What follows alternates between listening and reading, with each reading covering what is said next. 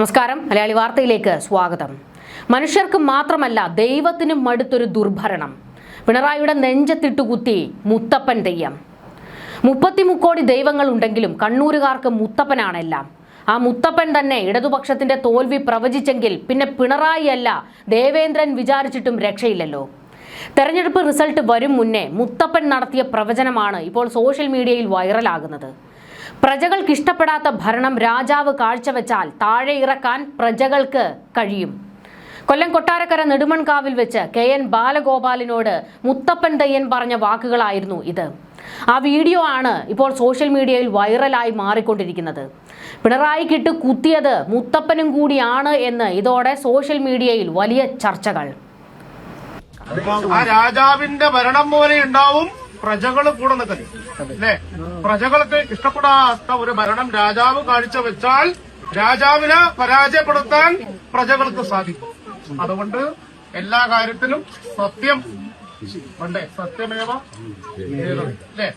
എന്തായാലും ആ പ്രവചനം അങ്ങ് അച്ചട്ടായി. കാരണം തെരഞ്ഞെടുപ്പ് വന്നപ്പോൾ 8 നിലയിലാണ് പൊട്ടിത്തകർന്ന് രാജാവ് താഴേക്ക് വീണത്. രാജാവ് നഗ്നനാണ് എന്ന് ഏതെങ്കിലും ഒരു പ്രജ പറയാൻ തയ്യാറായിരുന്നുവെങ്കിൽ, അതായത് കൂട്ടത്തിലുള്ള ശിങ്കിടികളിൽ ഏതെങ്കിലും ഒരെണ്ണം പറഞ്ഞിരുന്നുവെങ്കിൽ, അതിനെ തിരുത്താൻ തയ്യാറായിരുന്നുവെങ്കിൽ ഇത്രത്തോളം വലിയ തോൽവി എന്തായാലും കിട്ടില്ലായിരുന്നു. എന്തായാലും മുത്തപ്പനും അങ്ങ് പ്രവചിച്ചല്ലോ, ജനങ്ങൾക്ക് മുകളിൽ കയറി കളിക്കാൻ നിന്നു കഴിഞ്ഞാൽ അവർ രാജാവിനെ ആണെങ്കിലും ചവിട്ടി താഴെയിടുമെന്ന്. രാജഭരണമല്ലല്ലോ, ഇത് ജനാധിപത്യമാണ്. രാജാവ് കളിക്കാൻ നിന്നാൽ ജനങ്ങൾ കയറി മേയും. അതാണ് എന്തായാലും ഇപ്പോൾ പിണറായി കണ്ടിരിക്കുന്നത്. കണ്ടറിയാത്തവൻ കൊണ്ടറിയും എന്ന് പറയുന്നത് കേട്ടിട്ടില്ലേ? ഇപ്പോൾ നല്ല രീതിക്ക് പിണറായി കൊണ്ടറിഞ്ഞിട്ടുണ്ട്. എന്തായാലും മുത്തപ്പൻ തെയ്യത്തിന്റെ ഈ ഒരു വീഡിയോ സോഷ്യൽ മീഡിയയിൽ ഇപ്പോൾ വൈറലായി മാറിക്കൊണ്ടിരിക്കുകയാണ്. അതിനെ എടുത്തു വെച്ച് പിണറായിക്കിട്ട് ട്രോളുകയാണ് സോഷ്യൽ മീഡിയയിൽ വലതിൻ്റെ സൈബർ ഗ്രൂപ്പുകളെല്ലാം. ഈ കൂട്ടത്തിൽ CPMന്റെ സൈബർ ഗ്രൂപ്പുകളും പിണറായിക്കിട്ട് നല്ല രീതിക്ക് താങ്ങുന്നുണ്ട്. എന്തായാലും ബാലഗോപാലിൻ്റെയൊക്കെ ഒരു ഗതികേട് ആലോചിച്ച് നോക്കണേ. 2ാം പിണറായി സർക്കാരിൻ്റെ കാലത്ത് ഒരു മികച്ച മന്ത്രിയായിരുന്നു ബാലഗോപാൽ. കീറിയ ഖജനാവ് തുന്നിക്കെട്ടി അതിനെ ഈ ഒരു ഘട്ടം വരെ കൊണ്ടെത്തിച്ചതിൽ KN ബാലഗോപാലിനൊരു വലിയ കയ്യടി കൊടുക്കണം. കാരണം ധൂർത്തിൻ്റെ മുകളിൽ ധൂർത്തായിരുന്നു പിണറായി വിജയൻ. പലപ്പോഴും അതിനെ പല രീതിക്ക് KN ബാലഗോപാൽ എതിർക്കുകയും ചെയ്തിരുന്നു. എന്നിട്ടും പക്ഷേ കാര്യമില്ലല്ലോ, രാജാവാണല്ലോ എല്ലാം തീരുമാനിക്കുന്നത്. ഓരോ വകുപ്പ് ഓരോരുത്തരെ ഏൽപ്പിച്ചെന്ന് മാത്രമേ ഉള്ളൂ. എല്ലാ വകുപ്പിൻ്റെയും താക്കോല് അങ്ങ് രാജാവിൻ്റെ കയ്യിലായിരുന്നു. രാജാവ് അഹങ്കാരം കൊണ്ട് മതിച്ചു പുളച്ചു, ആഡംബരത്തിൽ അങ്ങ് മതിച്ചു പുളച്ചു. അതുകൂടാതെ അഴിമതിയിൽ മുങ്ങിക്കുളിച്ചു, ധൂർത്തിൽ അഹങ്കരിച്ചു. ഈ പിണറായി വിജയന്റെ എത്ര ധൂർത്തിനെതിരെ, പിണറായി വിജയനെതിരെ വിമർശനവുമായി KN ബാലഗോപാൽ പരോക്ഷ വിമർശനങ്ങളുമായി രംഗത്ത് വന്നിട്ടുണ്ട്. പണം തരാൻ കഴിയില്ല എന്ന് വരെ പറയുന്ന നിലയിലേക്ക് പലപ്പോഴും KN ബാലഗോപാൽ എത്തിയിട്ടുമുണ്ട്. എന്നിട്ടും കാര്യമില്ലല്ലോ, രാജാവ് തീരുമാനിക്കുന്നിടത്തല്ലേ കാര്യങ്ങൾ നടക്കൂ. അവസാന വാക്ക് രാജാവിൻ്റെതാണല്ലോ. എന്തായാലും മുത്തപ്പൻ തെയ്യം ഒരു മുന്നറിയിപ്പായിരുന്നു കൊടുത്തത്.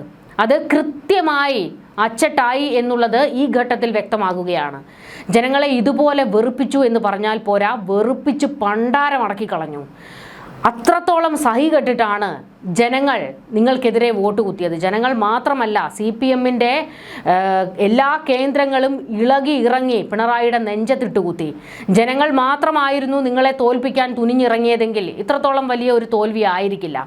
കാരണം 35 സീറ്റിലേക്കാണ് കൂപ്പുകുത്തിയത്. അവിടെ CPMന്റെ എല്ലാ സഖാക്കന്മാരും ചേർന്ന് നിങ്ങളുടെ നെഞ്ചത്തിട്ട് കുത്തി എന്നുള്ളതാണ് വ്യക്തമാകുന്നത്.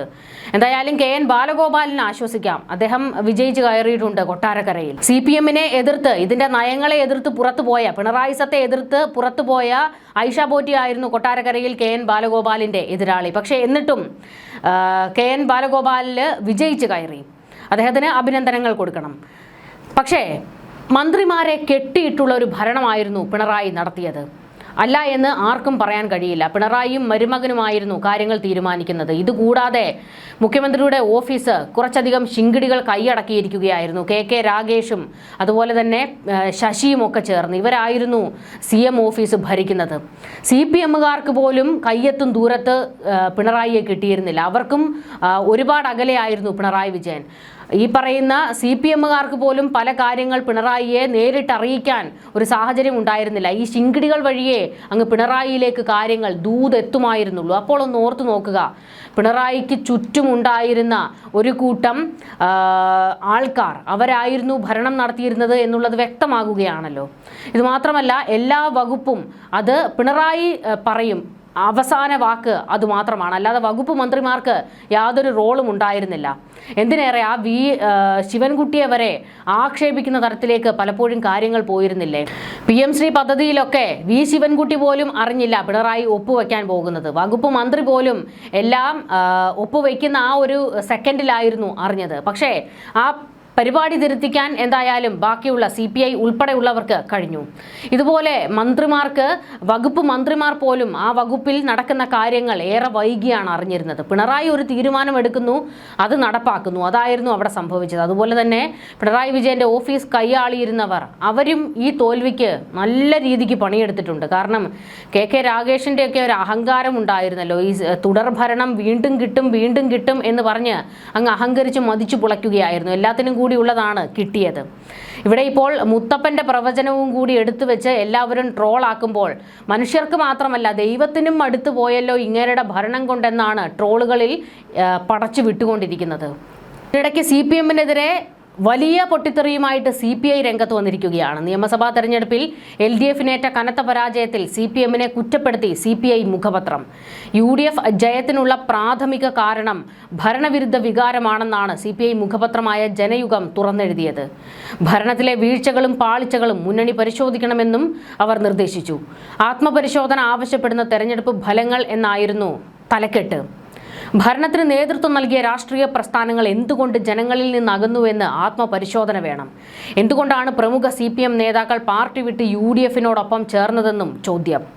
ഇവർ CPM-നെ വെല്ലുവിളിച്ച് ജയിച്ചിരുത്തി ചിന്തിപ്പിക്കാൻ മതിയായ രാഷ്ട്രീയ പ്രതിഭാസമാണ്. ഇടതുപക്ഷത്തിന്റെ പരമ്പരാഗത അടിത്തറ ഇളക്കം തട്ടിയിട്ടുണ്ടെന്നും ജനയുഗം മുഖപത്രത്തിൽ CPI പച്ചയ്ക്ക് തുറന്നെഴുതി. അതേസമയം തെരഞ്ഞെടുപ്പ് തോൽവി ഇഴകീറി പരിശോധിക്കാനായി CPIM സംസ്ഥാന സെക്രട്ടേറിയറ്റ് ഉടൻ ചേരും. ന്യൂനപക്ഷങ്ങളുടെ ഇത്രയും ശക്തമായ ഇടതുവിരുദ്ധ ഏകീകരണം മുൻകൂട്ടി കാണാനായില്ല. SIR-ന് ശേഷമുണ്ടായ സാഹചര്യങ്ങൾ ഇടതുവിരുദ്ധ തരംഗത്തിനിടയാക്കി. കണ്ണൂരിൽ ഉൾപാർട്ടി പ്രശ്നങ്ങൾ പ്രതിഫലിച്ചെന്നുമാണ് വിലയിരുത്തൽ. പാർട്ടി കോട്ടകളിലെ തിരിച്ചടി പ്രത്യേകം പരിശോധിക്കും. നേതൃത്വത്തിന്റെ നയപരമായ പാളിച്ചകളും നേതൃത്വം വിലയിരുത്തും. നേരത്തെ നിയമസഭാ തെരഞ്ഞെടുപ്പിൽ LDF ഏറ്റുവാങ്ങിയ ദയനീയ പരാജയം കേവലം ഒരു രാഷ്ട്രീയ തിരിച്ചടിയല്ല, മറിച്ച് പിണറായി സർക്കാരിന്റെ ധാർഷ്ട്യത്തിന് ജനങ്ങൾ നൽകിയ തിരിച്ചടിയാണെന്ന് സമസ്ത മുഖപത്രവും കുറ്റപ്പെടുത്തി. സമസ്തയുടെ മുഖപത്രമായ സുപ്രഭാതം എഴുതിയ എഡിറ്റോറിയലിലാണ് പിണറായി വിജയനും ഇടതുപക്ഷത്തിനുമെതിരെ കടുത്ത വിമർശനം ചൊരിഞ്ഞിരിക്കുന്നത്.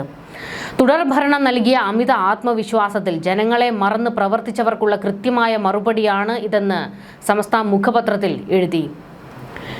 കേരളത്തിൽ ഇടതുപക്ഷത്തിനേറ്റ തോൽവി ചോദിച്ചു വാങ്ങിയതാണെന്ന് സുപ്രഭാതത്തിന്റെ വിമർശനം. ഭരണവിരുദ്ധ വികാരത്തിനു പുറമെ ധാർഷ്ട്യവും ധൂർത്തും പ്രതിപക്ഷ ബോധമില്ലാത്ത പെരുമാറ്റവും തിരിച്ചടിയുണ്ടാക്കി. മതേതര നിലപാടിലെ വീഴ്ചയും വർഗീയ വിദ്വേഷ പ്രചാരകരെ ഒപ്പം നിർത്തിയതും പിഴവായെന്ന് സമസ്ത മുഖപത്രം കുറ്റപ്പെടുത്തി. BJP-യുടെ കടന്നുവരവ് മതേതര കേരളത്തെ ആശങ്കപ്പെടുത്തുന്നതായും മുഖപത്രം വ്യക്തമാക്കുന്നുണ്ട്. 2 തവണ അധികാരത്തിലിരുന്ന LDF-ന് ചരിത്രത്തിലെ ഏറ്റവും വലിയ തോൽവി ഉണ്ടായത് ആകസ്മികമല്ല. മന്ത്രിമാരുൾപ്പെടെ വലിയ വോട്ടിന് തോറ്റതും മുഖ്യമന്ത്രിയടക്കം ഭൂരിപക്ഷം കുറഞ്ഞ് നിറം മങ്ങിയ ജയം കാഴ്ചവെച്ചതും ഭരണവിരുദ്ധ വികാരം അലയടിച്ചതിനാലാണെന്ന് മുഖപത്രം പറയുന്നു. അതായത് എല്ലാവരും ഒരേ സ്വരത്തിൽ പറയുന്നത് പിണറായി വിജയന്റെ ധാർഷ്ട്യവും അഹങ്കാരവും തന്നെയാണ് തോൽവിക്ക് കാരണം എന്നാണ്. പക്ഷേ ഇപ്പോഴും പാർട്ടി അതങ്ങോട്ട് ഉറക്കെ പ്രഖ്യാപിക്കാൻ തയ്യാറായിട്ടില്ല. പിണറായി വിജയന്റെ കയ്യിലിരിപ്പ് കൊണ്ടാണ് തോറ്റത് എന്ന്. ഇപ്പോഴും അവർ പറയുന്നത് ഞങ്ങൾ പഠിക്കും, ഞങ്ങൾ പഠിച്ചുകൊണ്ടിരിക്കുകയാണ്, തിരുത്തിയിട്ട് വരും എന്നൊക്കെയാണ്. തിരുത്തി വന്നാൽ നിങ്ങൾക്ക് തന്നെ കൊള്ളാം. കാരണം നേതാക്കന്മാർ ഇല്ലെങ്കിലും ഈ പാർട്ടി ഇവിടെ നിലനിൽക്കും. കാരണം ഇതൊരു ആശയമാണ് കമ്മ്യൂണിസം എന്ന് പറയുന്നത്.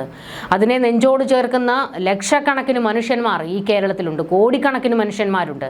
അവരുടെ ഉള്ളിലെല്ലാം ഈ കമ്മ്യൂണിസം ഇവിടെ ഉണ്ടാകും. പക്ഷേ നേതാക്കന്മാർ പോയി കഴിഞ്ഞാൽ, മൺമറഞ്ഞു കഴിഞ്ഞാൽ പിന്നെ ഉയർത്തു വരിക അത്ര എളുപ്പമൊന്നുമല്ല. അതുകൊണ്ട് സ്വന്തം കാൽ ചുവട്ടിലെ മണ്ണ് ഒലിച്ചു പോയത് ഇനിയെങ്കിലും നിങ്ങൾ മനസ്സിലാക്കുക.